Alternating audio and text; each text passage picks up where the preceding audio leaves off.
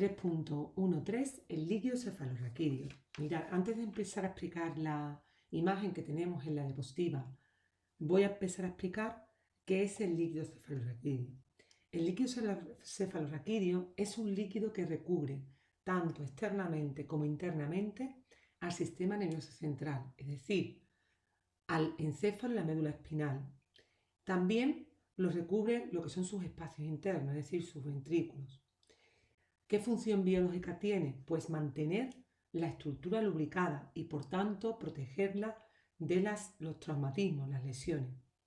Pero también permite que los órganos estén sostenidos generando consistencia. ¿Cuál es su composición química? Pues mirad, la composición química es un fluido transparente e incoloro, cuya función biológica es proporcionar protección mecánica, como he comentado anteriormente, al encéfalo y a la médula espinal.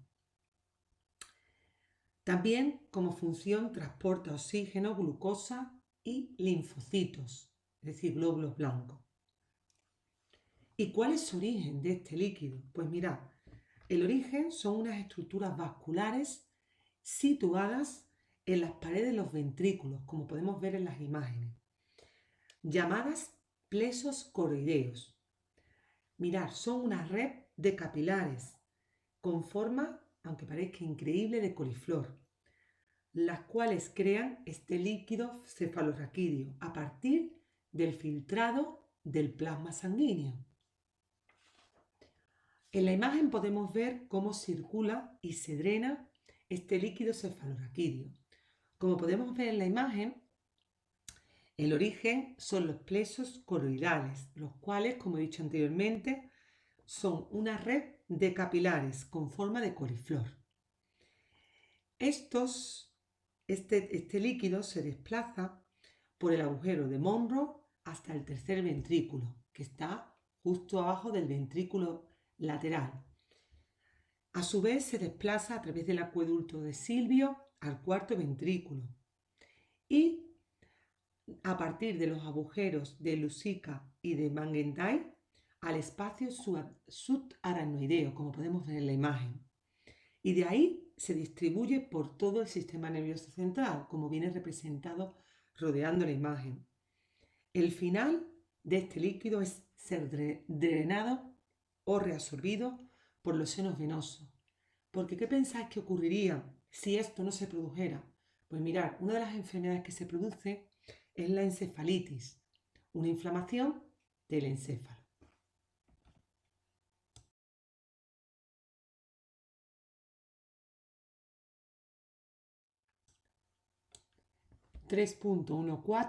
Cerebro. Como ya hemos estudiado anteriormente, forma parte del encéfalo. Se apoya en el diencéfalo y en el tronco encefálico. Consta de las siguientes partes, desde fuera hacia adentro. Corteza cerebral. Como ya sabéis, es la capa más superficial del cerebro y está formada por sustancia gris.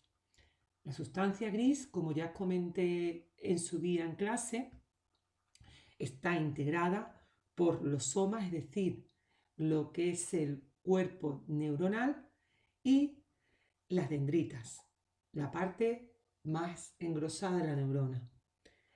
Se llama sustancia gris porque cuando se observa al microscopio óptico o electrónico, principalmente los cortes cerebrales en el microscopio óptico, no deja pasar el haz de luz blanca. Sustancia blanca, justo debajo como podemos ver en la imagen. Es subyacente, es decir, se encuentra por debajo de la corteza cerebral y está formada por fibras mielínicas. Es decir, hemos dicho anteriormente que la corteza cerebral estaba formada por las dendritas y el soma, es decir, el cuerpo neuronal, que no dejaba pasar la luz. La sustancia blanca está formada por conjuntos de axones que están envueltos de mielina, como veremos más adelante, por lo cual, al agruparse los somas y los axones, entre los axones se deja pasar el haz de luz, con lo cual recibe el nombre de sustancia blanca. Justo debajo de la sustancia blanca podemos ver en la parte más interna los núcleos estrianos, que es como hemos dicho anteriormente, se encuentran situados en la profundidad. En esta imagen podemos ver cómo la superficie del cerebro está llena de pliegues, los cuales reciben el nombre de circunvoluciones. Las depresiones menos profundas reciben el nombre de surcos y las depresiones más profundas reciben el nombre de cisuras. La más prominente, la podemos ver en la imagen, es la hendidura interhemisférica o cisura longitudinal, que como podemos ver en esta vista superior del cerebro, divide el cerebro en dos hemisferios cerebrales, el derecho y el izquierdo, los cuales están conectados por una zona más profunda que es el cuerpo calloso. En esta imagen podemos ver cómo cada hemisferio cerebral se divide en 4 lóbulos, que se denominan según los huesos del cráneo que los envuelve: el lóbulo frontal, el lóbulo parietal, el lóbulo temporal y el lóbulo occipital. El lóbulo frontal y parietal, como podemos ver en la imagen, se encuentran separados por la cisura central o cisura de Rolando. El lóbulo frontal y temporal se encuentran separados por la cisura de Silvio o cisura lateral.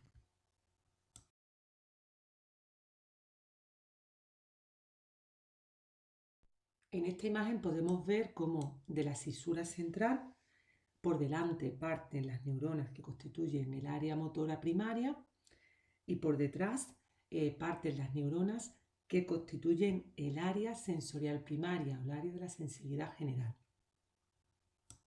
Como ya vimos anteriormente, el cerebro consta de 3 partes: corteza, sustancia blanca y núcleos estriados.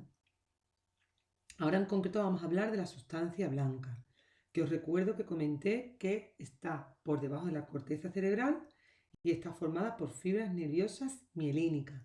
Y os comenté que estaba formado por axones mielínicos. Pues mira, estos axones mielínicos están organizados en fascículos, en conjunto de axones, los cuales transmiten los impulsos nerviosos entre las circunvalaciones que podemos ver de cada hemisferio. Entre los dos hemisferios, como podemos ver en la imagen, están conectados a través de un surco profundo que se llama cuerpo calloso. Y también transmiten estos impulsos nerviosos no solo al cuerpo calloso, sino a todas las partes del cerebro, a todas las partes del encéfalo y a la médula espinal. Pues en esta diapositiva vamos a ver los núcleos estriados. Como ya vimos, están situados en la profundidad de la sustancia blanca. Estos núcleos estriados son varios pares de estructuras situadas cada par en un hemisferio diferente. Están formados por un núcleo caudado y un núcleo denticular. Y el núcleo lenticular a su vez está formado por el putamen y el pálido. La función biológica de los núcleos estriados es controlar la función motora y están formados por ganglios basales, es decir, como nos indica la imagen, cuerpos neuronales, es decir, somas de las neuronas.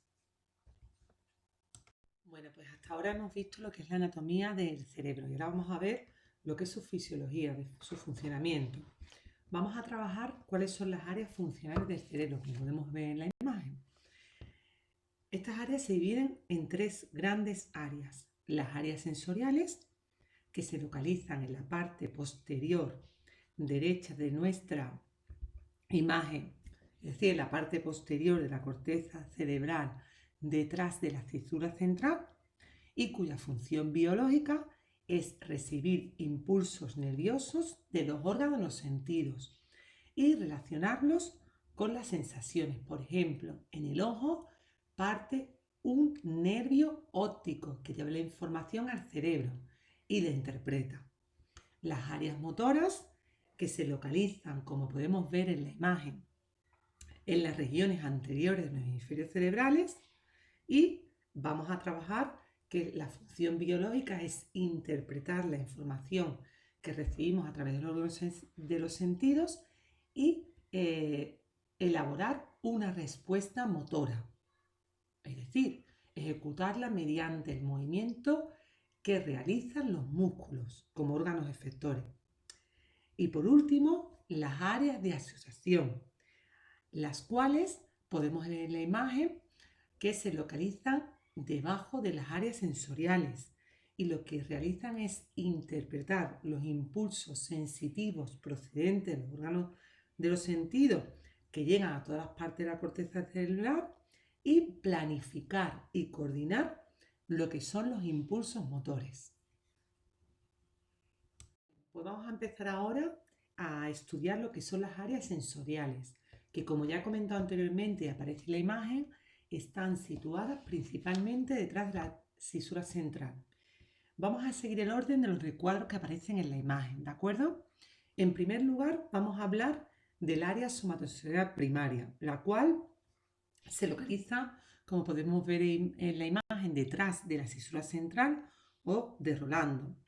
Su función biológica es localizar los puntos del cuerpo donde se originan las sensaciones. Justo debajo tenemos el área visual primaria, que se localiza en el lóbulo occipital, cuya función biológica es recibir los impulsos que transmiten la información visual. A continuación, podemos ver el área auditiva primaria, que se localiza en el lóbulo temporal y cuya función principal es interpretar las características básicas de los sonidos. Después vemos el área gustativa, que se localiza en el lóbulo parietal y su función biológica, evidentemente, es detectar en las papilas gustativas de la lengua las sensaciones y, os indico, se transmiten a través de esos nervios sensitivos al cerebro y en este área se interpreta el área olfatoria primaria, la cual se localiza en el lóbulo temporal y su función biológica es en el lóbulo olfatorio de la nariz, es detectar las sensaciones e interpretarlas en este área. Bueno, pues ahora vamos a seguir explicando lo que son las áreas motoras, las cuales, como podemos ver en la imagen, se sitúan en las regiones anteriores de los hemisferios cerebrales. Aquí vamos a destacar dos áreas, el área motora primaria y el área de Broca. El área motora primaria, lo único que vamos a estudiar es su localización, que se sitúa delante de la cisura central o de Rolando. El área de Broca, podemos ver la que está justo debajo del área motora primaria, se localiza en el lóbulo frontal izquierdo, en el plano superior de la cisura de Silvio, y su función es controlar el movimiento de los músculos al hablar y al articular los sonidos de forma correcta. Bueno, pues ahora vamos a ver las áreas de asociación, que lo que hacen es interpretar los impulsos nerviosos sensitivos que le llegan de los órganos de los sentidos y realizan una planificación, preparación y coordinación de los impulsos nerviosos motores que van a llegar a los órganos efectores, es decir, músculos y glándulas. Aquí vamos a destacar 5 grandes áreas. En primer lugar, podemos ver en la imagen, en la diapositiva, en la parte superior derecha, el área de asociación somatosensorial, la cual se localiza en el área somatosensorial primaria. Pues mirad, en este área lo que se hace es interpretar e integrar las sensaciones. Justo debajo podemos ver el área de asociación visual, que se localiza en el lóbulo occipital y cuya función es asociar e integrar experiencias visuales previas con las actuales. A continuación vamos a estudiar el área de asociación auditiva, que se localiza en el plano posterior del área auditiva. Y lo que permite este área es discernir, identificar, diferenciar distintos sonidos. El área de Wernicke, que se localiza justo arriba justo en el lado del área de asociación auditiva, lo que permite es comprobar el significado del habla, el contenido emocional del lenguaje, para que ustedes me entiendan. Si ese lenguaje expresa alegría, tristeza, etc. Y se localiza en el lóbulo temporal parietal. Y por último, vamos a estudiar el área promotora, que permite ejecutar actividades motoras de gran complejidad y de forma secuencial. Se localiza delante del área motora primaria. Mira, en esta imagen podemos ver la especialización de los hemisferios cerebrales, aunque se cree que las funciones cerebrales están muy deslocalizadas, pero hay algunas partes de los hemisferios donde estas funciones cerebrales se realizan con mayor intensidad. Por ejemplo, en el hemisferio izquierdo se trabaja, se desarrolla más lo que es el lenguaje hablado, el lenguaje escrito o las habilidades científicas, etc. 3-1-5 diencéfalo. El diencéfalo conecta los dos hemisferios cerebrales con el tronco encefálico. Sus partes principales, como podemos ver en la imagen, son el epitálamo, donde se encuentra la glándula endocrina pineal, el hipotálamo y el tálamo. Pues en el epitálamo vamos a estudiar principalmente lo que es la glándula endocrina pineal. Mirad, la glándula endocrina pineal libera una hormona que es la melatonina, que regula los ritmos circadianos, es decir, los ciclos de día y noche. Y ustedes me preguntarán, ¿cómo es posible eso? Porque esa información no aparece en el manual. Pues mirad, porque las fibras nerviosas que parten del ojo, es decir, las fibras nerviosas que parten del nervio óptico, durante el año varían las horas de luz y lleva esa información hasta la glándula pineal, es decir, inervan a la glándula pineal. Esta glándula pineal libera melatonina, pero principalmente se produce esta liberación por la noche para regular lo que es el sueño. Pues ahora vamos a estudiar lo que es el tálamo. Consiste en dos masas simétricas de sustancia gris situadas a ambos lados del tercer ventrículo. Recordar que las sustancias gris son cuerpos neuronales. Mirad, el tálamo tiene como función biológica ser la principal sitio de recepción de los impulsos sensoriales que llegan a la corteza cerebral. Os comento desde la médula espinal y otros puntos del sistema nervioso central.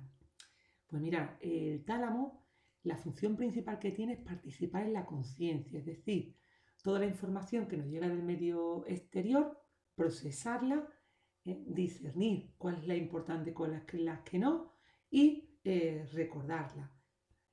También participa en la adquisición de conocimiento, lo que llamamos cognición, en el control de las emociones y en la memoria. Interviene en las acciones voluntarias, motoras y en el despertar. Pues ahora vamos a estudiar el hipotálamo. Mira, el hipotálamo se encuentra debajo del tálamo y su función es llevar a cabo la homeostasis del organismo. Está conectado con la hipófisis, que es una glándula que tiene una función neuroendocrina. ¿Cómo es que lleva una función neuroendocrina? Pues mira, es que regula el sistema nervioso autónomo, es decir, el sistema nervioso autónomo es aquel que lleva todas las funciones automáticas de nuestro organismo, que se hacen sin ser procesadas por el sistema nervioso central, es decir, el cerebro y la médula espinal.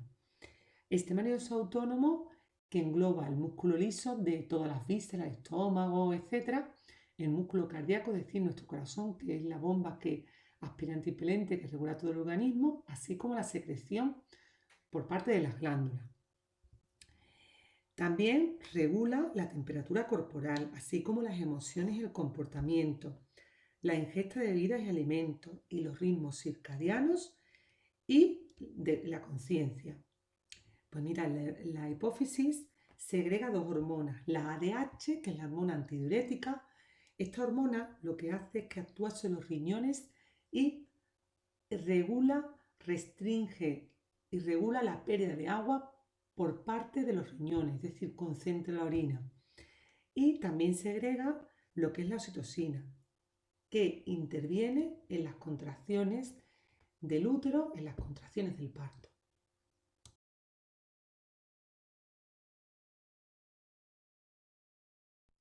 Pues ahora vamos a empezar con el 3.6, que es el cerebelo, también llamado árbol de la vida.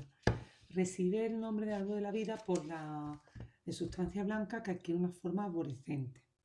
Mira, el cerebelo es, junto con el cerebro, dentro del encéfalo humano, una de las estructuras de mayor tamaño. Se encuentra, como podemos ver en la imagen, por debajo y detrás del cerebro y presenta un aspecto muy parecido a este, es decir, tiene una superficie arrugada y de sustancia gris, y en su interior presenta sustancia blanca. Bueno, pues en esta imagen podemos ver cómo la sustancia gris se encuentra en la superficie arrugada y en el interior, con forma arborescente, se encuentra la sustancia blanca.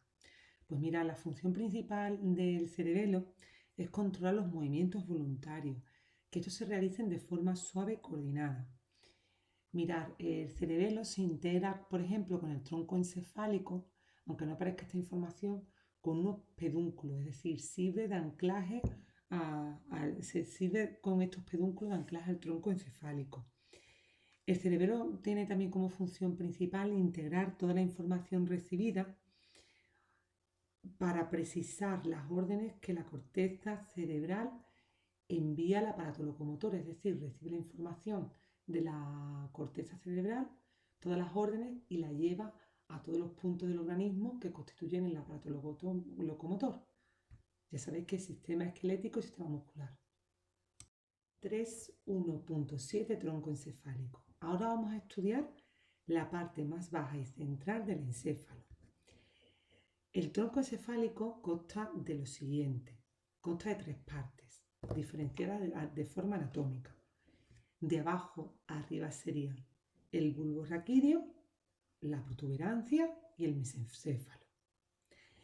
El tronco encefálico tiene una característica a diferencia del cerebelo en cuanto a la disposición de la sustancia blanca y la sustancia gris.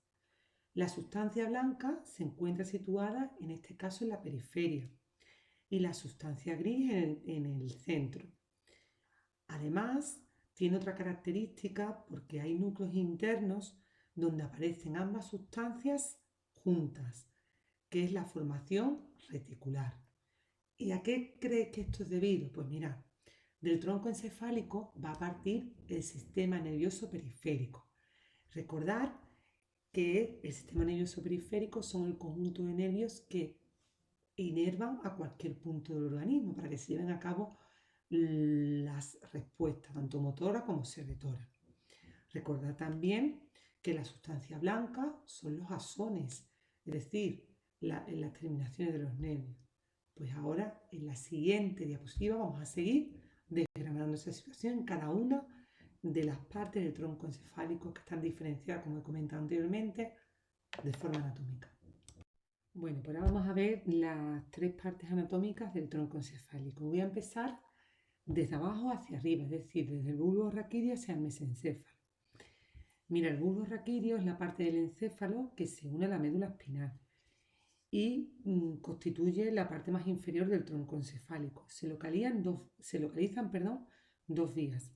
Las vías ascendentes, que llevan las neuronas sensitivas, es decir, las vías sensoriales, y las vías descendentes, que llevan las neuronas motoras, o también llamadas vías motoras. Y lo que hacen es comunicar la médula espinal con el encéfalo. ¿Cuáles son las funciones biológicas del bulbo raquídeo? Pues regula las funciones vitales como la respiración, es decir, la inspiración y la expiración, y los latidos cardíacos, pero también regula las funciones no vitales como son el vómito, el hipo, la tos, el estornudo y la deglución. La parte intermedia es la protuberancia y participa junto con el bulbo raquídeo en la regulación de la respiración. Y por último, el mesencéfalo, que es la parte superior. Procesa tanto la información visual como auditiva, elaborando respuestas reflejas a ambos estímulos. También participa en los reflejos posturales, como son de la cabeza, del cuello y del tronco. Bueno, pues ahora vamos a trabajar el 3.2, la médula espinal. Se localiza en el interior de la columna vertebral, que su estructura protectora tiene forma cilíndrica, pues como podemos ver en la imagen, y se extiende desde la base del cráneo, es decir, desde la base del bulbo raquídeo, hasta el borde superior de la segunda vértebra lumbar. Por su parte inferior, como podemos ver en la imagen, termina en forma de cono, lo que llamamos cono medular, debajo de lo cual encontramos la cola de caballo, ofidium terminal, que para que ustedes me entiendan es un conjunto de raíces, tanto de fibras, tanto motoras como sensitivas, lumbares y sacras.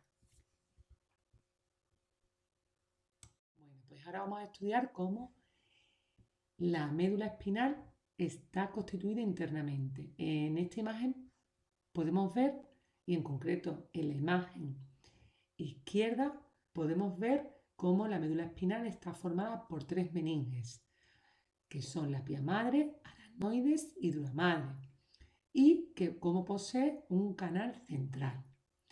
El líquido cefalorraquídeo circula por el espacio subaracnoideo y por el canal central, y la función biológica es darle una protección.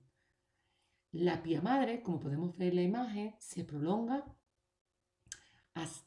formando el filium terminale, que es lo que antes hemos comentado, que forma parte de lo que llamamos cola de caballo. En la cola de caballo parten unos nervios espinales o raquídeos que ahora en la siguiente diapositiva vamos a estudiar qué función biológica tienen.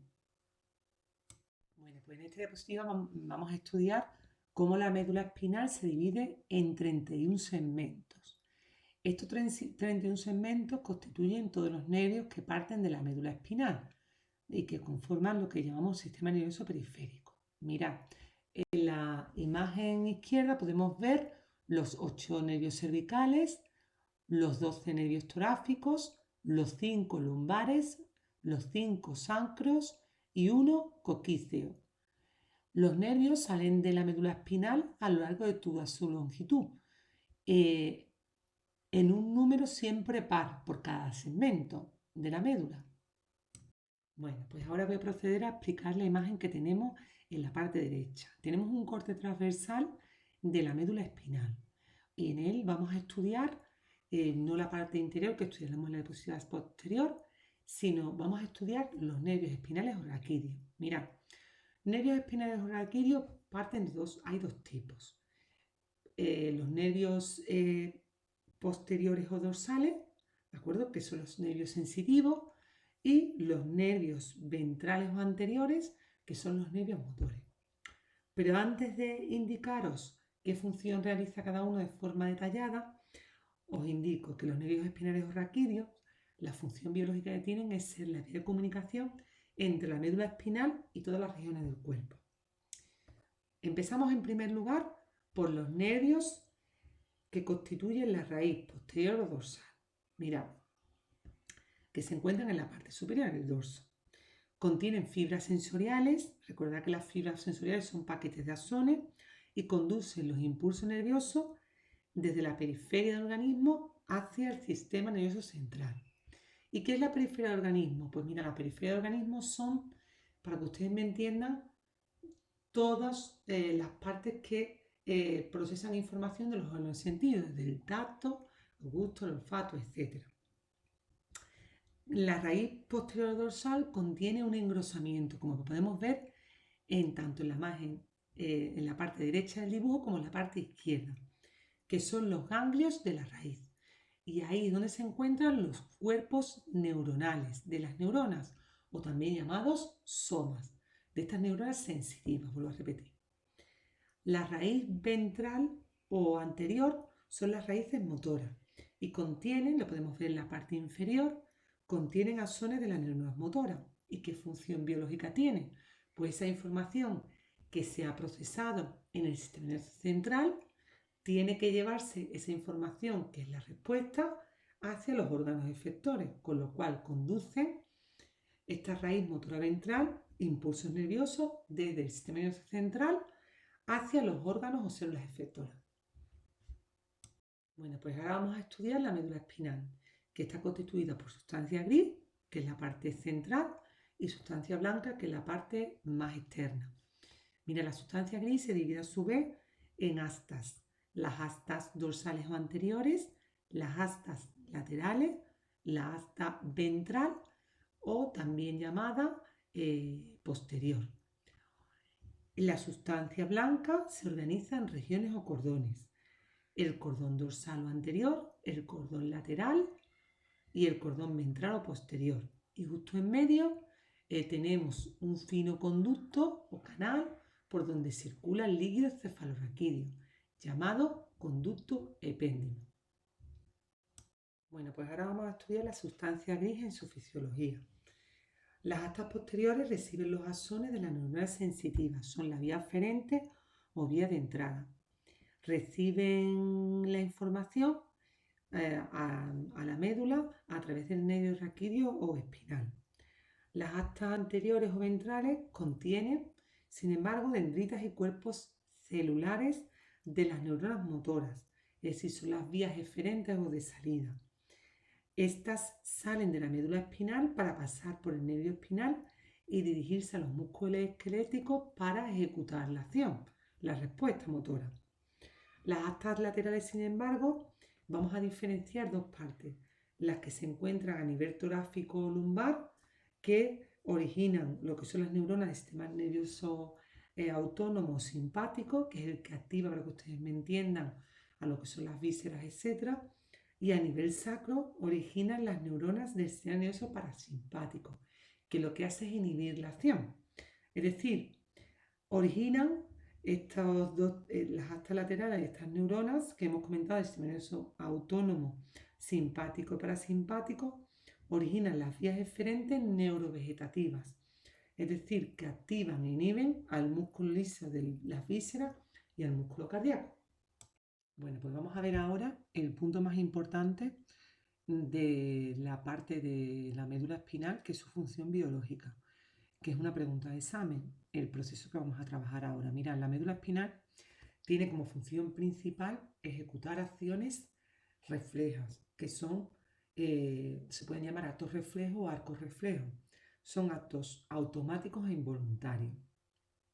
La médula espinal actúa como un canal de todos los nervios que parten del encéfalo hacia todos los lugares del organismo. Vamos a trabajar el dibujo que aparece abajo, ¿de acuerdo? De cómo se produce un acto reflejo, un acto inconsciente, un acto involuntario. Mira, en el paso 1 podemos ver cómo llega un estímulo, que en este caso puede ser una puntilla, una chincheta, y activa el receptor. El receptor en este caso, os comento, es el tacto, ¿de acuerdo? Al activarse el receptor, se activa una neurona sensitiva. Recordar que cuando trabajamos la piel en tercero de la ESO, en cada folículo piloso hay un nervio, ¿de acuerdo?, que se activa. Os indico, esa neurona sensitiva lleva la información para actuar de forma rápida a la médula espinal. En la médula espinal se procesa esa información, que es una información dolorosa.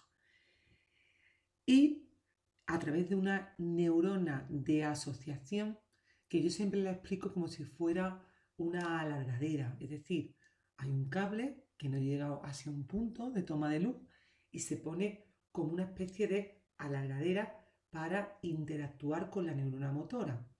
Se produce sinapsis entre la neurona de asociación y la neurona de motora, que se activa, y esta neurona motora que inerva llega hasta el efector da lugar a la respuesta, que es la retirada de la mano. Punto 4. Sistema nervioso periférico. Bueno, pues ahora vamos a estudiar el sistema nervioso periférico, que como ya hemos visto anteriormente es el conjunto de nervios que parten del sistema nervioso central.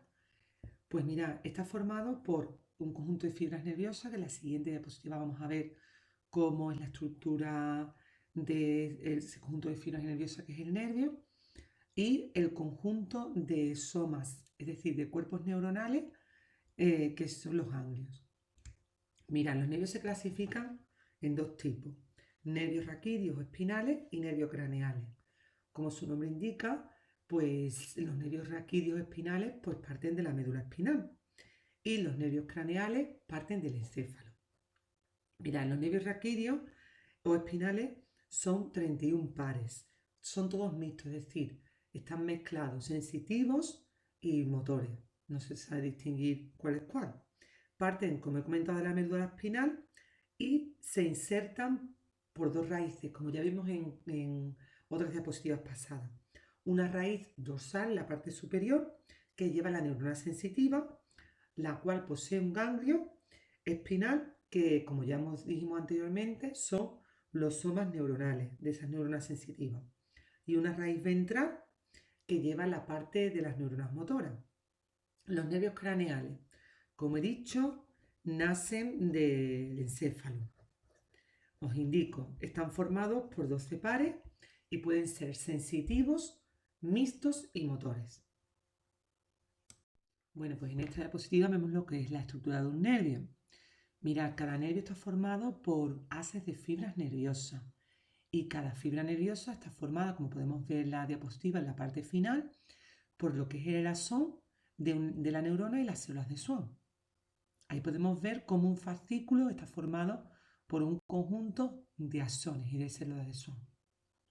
Bueno, pues como hemos visto anteriormente, al sistema nervioso periférico pertenecen el sistema nervioso somático y el sistema nervioso autónomo vegetativo. Vamos a empezar con el punto 4.1, sistema nervioso somático. Pues mira, el sistema nervioso somático reúne las fibras motoras, que son las vías que parten, las vías eferentes del encéfalo y de la médula espinal, cuyo único efector es la musculatura esquelética, es decir, estas fibras motoras inervan, llegan a la musculatura esquelética y lo que hacen es dar lugar, efectuar lo que son los movimientos voluntarios o los actos reflejos.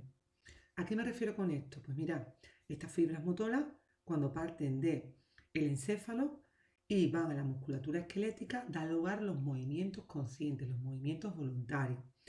Y cuando estas fibras motoras parten de la médula espinal e inervan a la musculatura esquelética, dan lugar a los movimientos inconscientes, también llamados actos reflejos. Algo muy importante es decir que el área donde se produce la sinapsis lo veremos en biología, en anatomía no se ve con tanta profundidad lo que es la fisiología de la sinapsis, que es cómo las neuronas interaccionan y existe un espacio entre las neuronas en el cual se liberan sustancias químicas llamadas neurotransmisores. Pues mirad, la sinapsis que se produce entre la neurona y el músculo, es decir, la sinapsis neuromuscular, o mejor dicho, la sinapsis que se produce entre la neurona motora y la otra neurona que encontramos os indico, en el músculo, se denomina placa motora, ese área, esa zona. Y en ese área, en esa zona de la sinapsis neuromuscular, se libera lo que es un neurotransmisor que es la ACH, acetilcolina. La acetilcolina siempre tiene un efecto de excitación del músculo, hacer trabajar el músculo, ya sea un acto reflejo o bien un acto voluntario. Bueno, pues ahora vamos a estudiar el sistema nervioso autónomo vegetativo. La función es regular, coordinar y ajustar todas las funciones y actividades de todos los órganos, es decir, las vísceras de nuestro cuerpo. Controla tanto la musculatura lisa de estas vísceras como del corazón, para que se realicen todos los movimientos, por así decirlo, de forma involuntaria. Y también controla a las glándulas. Y esto permite que tanto el sistema nervioso, como el sistema endocrino tengan al organismo en una homeostasis, es decir, que haya un equilibrio interno. Se divide en dos divisiones. La división simpática, que como vamos a ver después, es la que activa al organismo, a los efectores, y la división parasimpática, que los inhibe. Estos efectores están inervados tanto por la división simpática como la parasimpática. Y esto hace que tenga una función antagónica, es decir, una función antagónica, es decir, que la división simpática activa al músculo, pero la parasimpática lo inhibe, para que no esté constantemente funcionando y lleve un equilibrio interno. En esta imagen podemos ver cómo el sistema nervioso simpático y parasimpático actúan, es decir, su fisiología. Os recuerdo que ambos inervan a los efectores y tienen una función antagónica. El sistema nervioso simpático actúa en situaciones de alerta, lucha, huida. En la primera imagen podemos ver cómo el sistema nervioso simpático tenemos un corte transversal de lo que es la médula espinal y vemos cómo parten de la sustancia gris lo que son las neuronas o fibras preganglionares, que son fibras cortas. Estas están realizando sinapsis liberando un neurotransmisor como es la ACH, acetilcolina, con las neuronas postganglionares, que son fibras largas, que inervan, llegan al efector e liberan noradrenalina viene representada con la abreviatura NA, y actúan en los efectores que en este caso son el músculo liso, el corazón y las glándulas. Os indico, ya sabéis que la noradrenalina provoca un estado de excitación en el organismo. División parasimpática o sistema nervioso parasimpático. Actúan en situaciones de relajación, descanso y digestión. Mira, ahí podemos ver cómo parte de la sustancia gris de la médula espinal, una fibra preganglionar o neurona preganglionar. En este caso se encuentran los somas que se pueden encontrar o bien en el encéfalo, en la médula espinal.